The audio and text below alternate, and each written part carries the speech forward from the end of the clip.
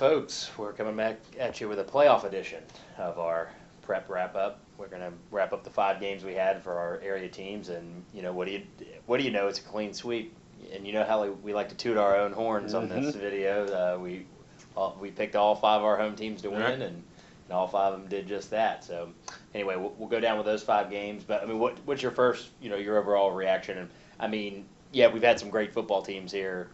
Yeah, we have a few teams that we expect to make runs in the state championship, but we had a couple teams also who won games that maybe they could have easily lost, or at least on paper. Right. We had 2 runner-ups win games, and that doesn't happen a whole lot, especially not in this area where some of the districts are so top-heavy. You've got teams like the Freeports of the world who, generally speaking, aren't going to lose their first-round game. Fortunately, we get to wait until the second round before Northview has to face them. We'll get to that in a few minutes. But, it's great to see teams like the Navars, who don't have the playoff experience, and the Northviews, who don't have the playoff experience, go into, what we'll call hostile environments in round 1 and come away with wins. I think it says a lot about what the area has done this year. Yeah, and the game I was at was actually a Class 2B game. That's going to be in the center of our section, or I guess it is on the center of your section today. It was Catholic beating Fort White 31-21, and it's a semifinal game in 1A, 1B, 2A, 2B. All those classifications will have one less round. So it's a class Region 1, 2B semifinal.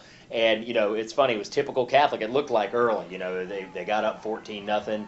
They come down on their second drive. They fumble their first drive. Second drive come down. Marquis Sumler, the area's touchdown king so far, scores one more time. Then they get an interception, 45-yard interception return for a touchdown.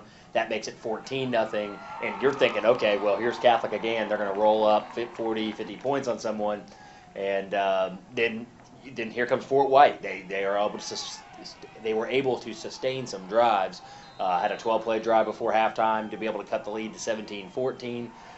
Then they just hung tough, scored with 9 minutes to go to make it 24-21. And Catholic actually had a situation with 4 minutes to go, a 4th down and 4 on Fort White's 33-yard line, that they had to pick up a 4th down, or Fort White could have gone down and tried to win the game. So they picked that up. Sumler scores for the 3rd time, and there you have it, 31-21.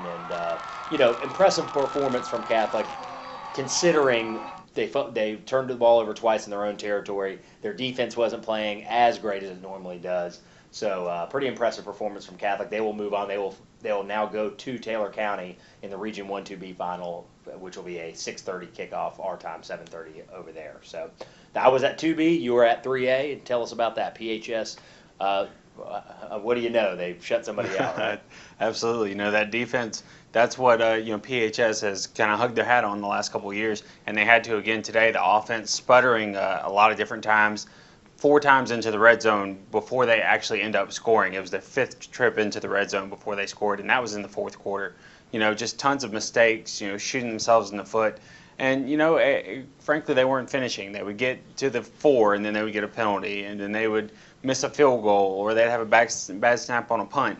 But the defense, incredible. They forced a safety. They had an interception. They had a fumble recovery. They had 4 sacks. They at one point forced 9 incompletions in a row. Didn't allow but 2 positive rushing plays in the entire game. Negative 41 yards rushing. Just a dominant performance by them, and it's what they're going to need going forward, because the offense gets shaky at times. And when the defense and the special teams, like they did tonight, you got a punt return from Quan Johnson for a touchdown. When those guys are on fire, it really doesn't matter what the offense does. It's really just helpful for them to run a couple of plays and hold on to the ball and just give the defense a little bit of a breather. And that goes for a lot of the teams here, especially, you look at our 4A teams, like the Pine Forest and Navarre. Both of them use strong defense to help spur their running games. Yeah, exactly. And Pine Forest, fantastic performance from Lucas Purefoy yet again. It's almost like a broken record. We say it every week. And you talk about the differences. PHS, it's somebody else that gets dialed up every week. Mm-hmm. Different player on defense, different player on offense. They're able to distribute so much. But you look at a team like Pine Forest, although they've got a bunch of great complementary players, there's no doubt about it. The feature players, Lucas Purefoy, showed why again tonight. 4 touchdowns, 330 all-purpose yards. had 3 rushing touchdowns, including a 99-yard score. 99. He had a 32-yard punt return for a touchdown. Yeah, you don't see a lot of 99-yarders it really at any level. Right. And at one point, I know he had 7 rushes for 147 yards. So, 330 all-purpose yards, crazy numbers, 4 touchdowns.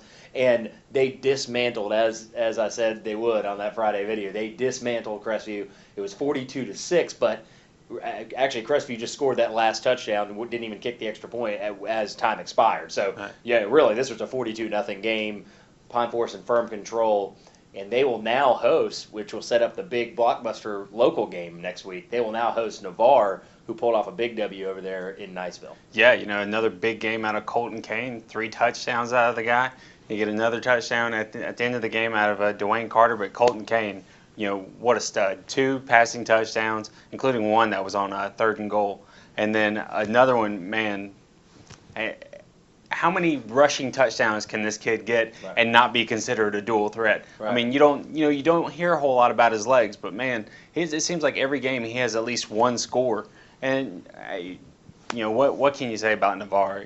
Everything that team's gone through this year, everything that they kind of built on for game of the year. But they got throttled by Pine Forest earlier in the year. It'll be interesting to see how they match up against that. How much better is Navarre, but also how much better is Pine Forest? This will be a very interesting game. And actually Navarre's sort of climb started after that Pine Forest game. Right. So maybe they figured something out then. Maybe, I don't know, the light just went off. Who knows? But yeah, and back to your point about Kane, I mean, 744 yards he had at the end of the regular season. He's the only guy in this area that has more than 1,000 passing yards and more than 500 rushing yards. So, I mean, that says a lot about the type of threat he is. And it's setting up, like we said, a huge game, Pine Forest, Navarre, and it could be 2 totally different teams that we're looking at here. Talent. I mean, we've got the same players on the field, but teams grow, teams develop throughout the season, and so it'll be interesting to see what we get from them.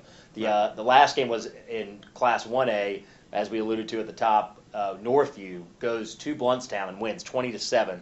Roderick Woods, the fullback, had a big game to get him in the playoffs, a 47-19 win over Vernon on November 5th.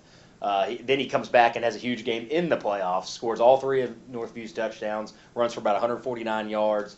And you talk about 2 program statement wins. You've got Navarre winning at Niceville, that really puts them on the map. And then you've got Northview, who's only won 1. Navarre's never won a playoff game until tonight.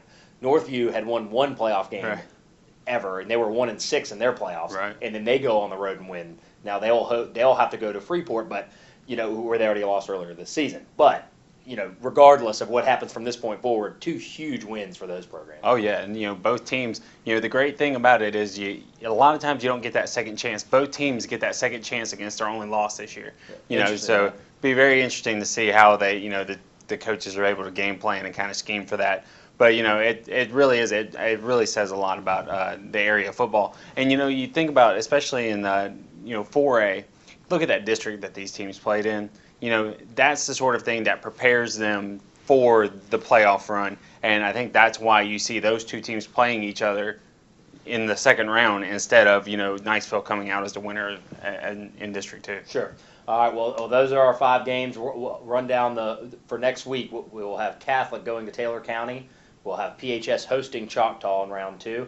We'll have Pine Forest hosting Navarre. And then we'll have Northview going to Freeport. Those are going to be our 5 teams and where they'll be next week. But hopefully next week you'll be with us again as we'll do another preview video. We'll wrap them up for you again for Saturday morning, and maybe we'll see if we'll throw you players of the week. We're running out. We're running out of T-shirts. We thought we'd be running out of teams, but we're not. So, no, we're not. We have the exact same amount of teams. Right. So, those guys want some more T-shirts. That's why everybody won. That's right. So anyway, thanks so much for joining us. Again, catch us every Friday and every Saturday, and we'll be talking prep football through Christmas, after Christmas. Absolutely. So we'll thanks again for joining us. We'll see you.